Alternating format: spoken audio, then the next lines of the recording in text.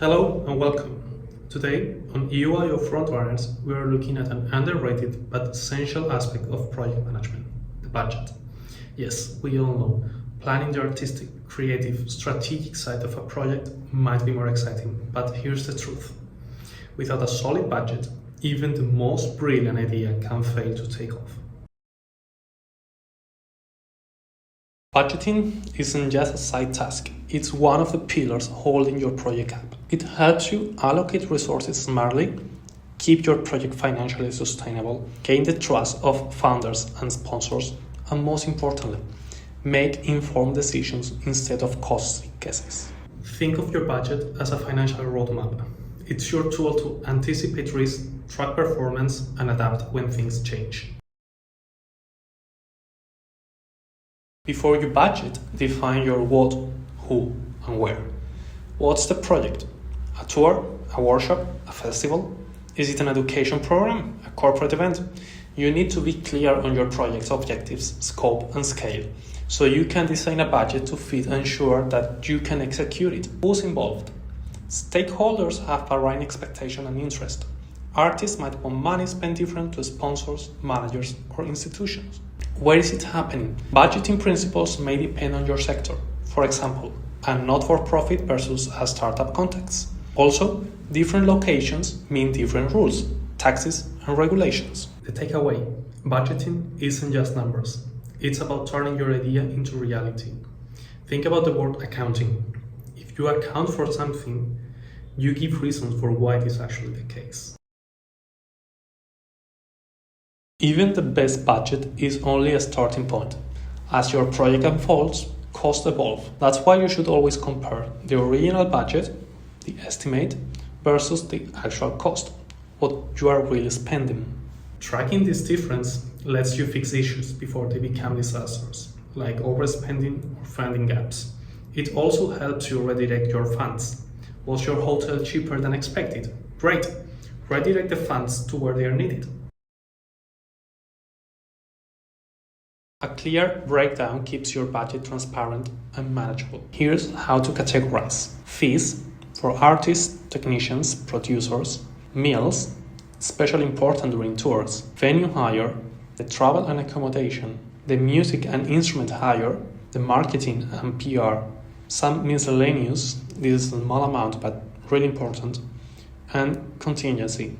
This is your backup to cover unforeseen costs or budget overruns. Never run a budget without contingency. Also, do not forget one big distinction: fixed cost versus variable cost. Fixed costs are the venue rent, the fees, the ones you have to pay exactly. And variable costs are the travel, the meals, the logistics, the ones that can vary for better or worse. Not classifying cost can create serious financial challenges. Also, your funders need you to be transparent and tell them what you have spent and how. Not being able to do this can hurt your credibility and even your future funding. On the other hand, proper cost classification will improve your financial decision making now and in the future. For example, if travel expenses are consistently higher than expected, you might notice that you are booking your tickets at the last minute, which is always more expensive. So, it is in your power to reduce that cost by booking earlier. Projects need income, and a financially stable project does not depend on just one funding source. A diverse mix of income streams may include public funding, for example, grants, government programs, or cultural subsidies, and private funding, sponsorships, donations, ticket sales, merchandise, or crowdfunding. Why to diversify? Because funding streams can dry up, so you want to minimize your risk. If you can demonstrate financial resilience through diverse income streams, you are also more likely to get more funding from more people. Also, diversification provides greater flexibility. Public funds often come with strict conditions on how they can be spent. Meanwhile, private funding sources, such as sponsorships or ticket sales, provide more unrestricted income, allowing organizations to allocate funds more freely based on immediate needs.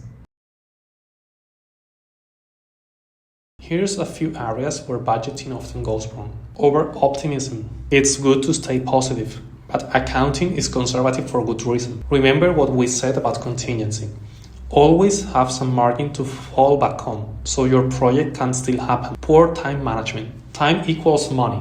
If you need things done at the last minute, they'll always cost you more. And poor planning. If you haven't thought your project through, you can design a budget for it. If you have no idea what you want before you approach your website designer, your site build will take longer and be more expensive. Lots of us already made these mistakes, so you don't have to. Remembering the classic ways to pass a budget will save you time, pain, and money.